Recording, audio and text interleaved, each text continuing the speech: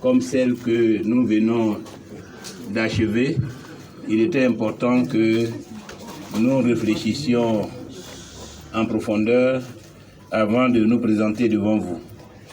Ceci dit, je vais vous donner lecture de la déclaration des partis et groupements politiques de l'opposition relative au scrutin présidentiel du 31 octobre 2020.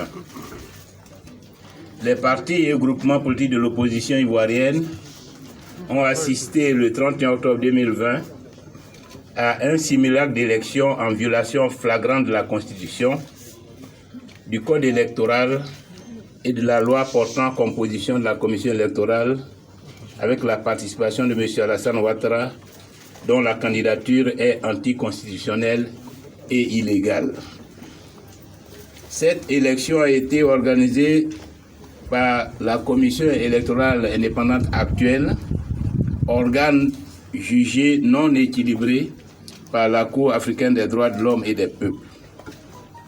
Le déroulement du scrutin présidentiel du 31 octobre 2020 a été entaché de nombreuses irrégularités, notamment la non-opérationnalité de nombreuses commissions locales et de bureaux de vote, la suppression irrégulière de nombreux lieux de vote, la non-participation de plus de 90% des électeurs au scrutin, le faible taux de participation à moins de 10% de l'électorat, rendant ainsi erronées les statistiques avancées par la Commission électorale jugées illégales.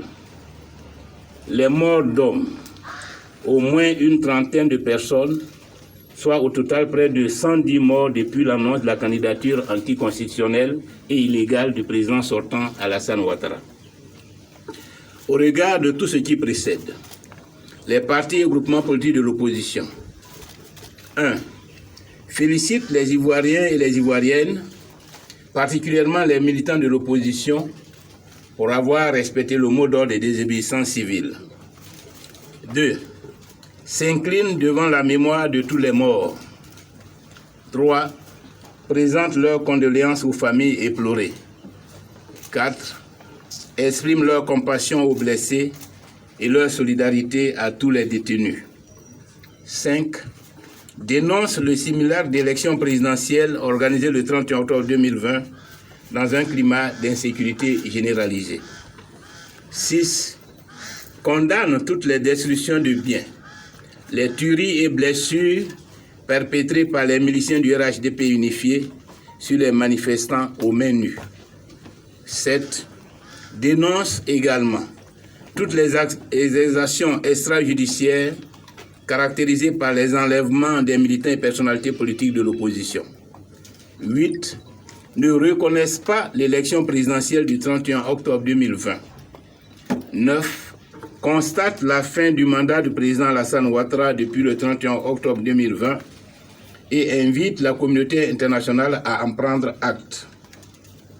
En conséquence, les partis et groupements politiques de l'opposition appellent à l'ouverture d'une transition civile afin de créer les conditions d'une élection présidentielle juste, transparente et inclusive.